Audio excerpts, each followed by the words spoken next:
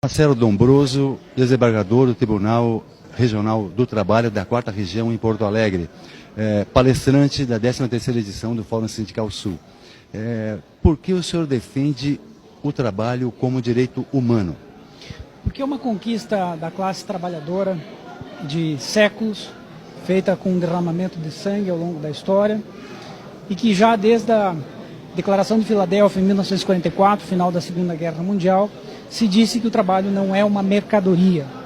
É um valor internacionalmente reconhecido, Declaração Universal de Direitos Humanos, o Pacto Internacional de Direitos Civis e Políticos, o Pacto Internacional de Direitos Econômicos, Sociais e Culturais, na Convenção Americana de Direitos Humanos, que diz que o trabalho é um direito humano.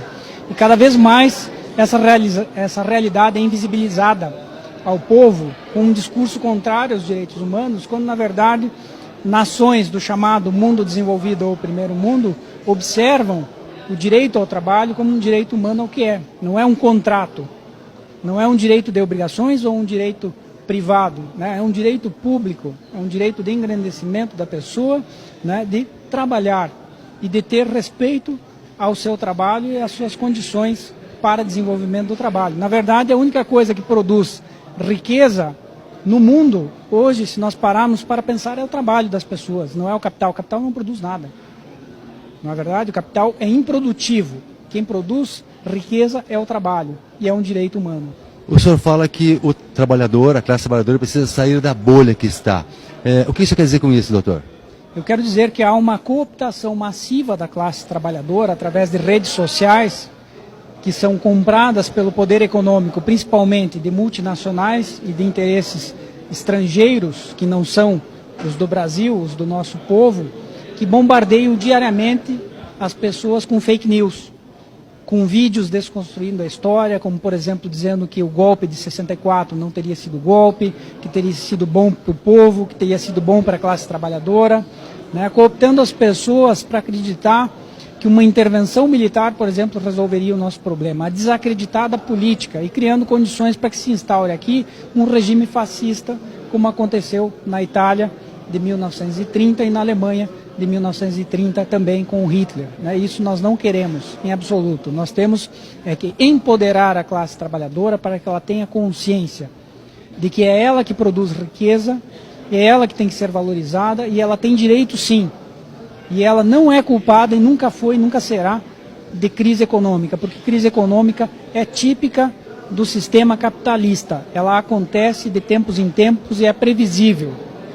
É só lembrar porque a memória é curta, a memória coletiva é curta. Em 2015 o Brasil tinha taxa de desemprego de 4,6%, que é melhor da Alemanha atual hoje, que equivale ao pleno emprego. Se encaminhava para ser a 5ª economia do mundo e a CLT funcionava muito bem, obrigado.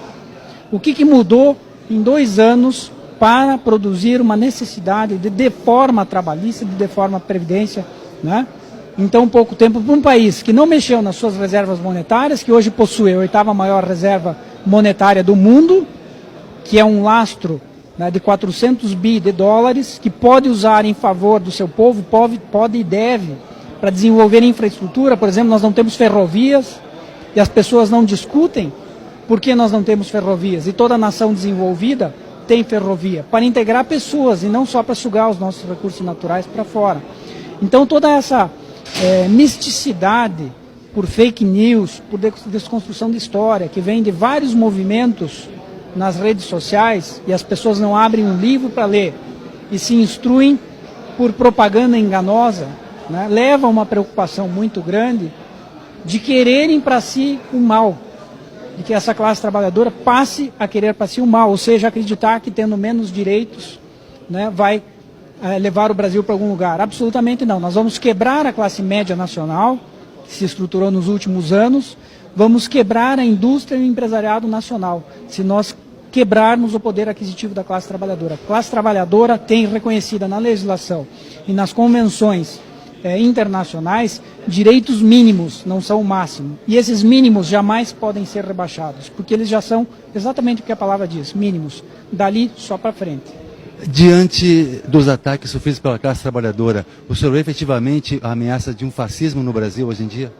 Eu acho que, de certo modo, nós já estamos vivendo sob um regime fascista, né? Quando nós temos propagandeado a tal da escola sem partido, quando nós temos patrulhamento ideológico em instituições, em escolas, como nós temos visto nas notícias. De certa forma já está, né, se encaminhando para um fundamentalismo religioso, né, nós temos a separação do Estado e da religião, cada qual tem direito a professar a sua fé, mas isso não tem que se misturar com o Estado, né? Jesus já dizia a César o que é de César, dizendo que os interesses de organização de uma sociedade são diferentes da fé. E hoje há uma mistura, uma cooptação das pessoas em torno de um slogan Deus, Pátria e Família, que é a herança da ditadura, que não atende aos interesses do povo, né? Ninguém é contra Deus, Pátria e Família, na verdade, mas o que isso diz? O que isso diz para a classe trabalhadora? Nada, é um slogan sem conteúdo. Ninguém é contra isso, ninguém pode ser contra isso, mas com isso se ilude a classe trabalhadora para que ela deseje menos direitos e para que ela desacredite da política e queira desejar uma intervenção militar ou um golpe, né, acreditando que um regime de força vai salvar o Brasil. Não, não vai nos pôr no buraco, né? Nós temos que nos preocupar sim com isso, em de tirar as pessoas dessa bolha com a qual são bombardeadas diariamente, ou de dizer que a deforma da Previdência é necessária. Olha, não é necessária. É necessário cobrar grandes devedores da Previdência, isso sim, né? E para as pessoas pensarem, porque nesse curto tempo de entrevista não temos como colocar, mas por que foi decretado o sigilo em torno das informações que embasaram a deforma da Previdência?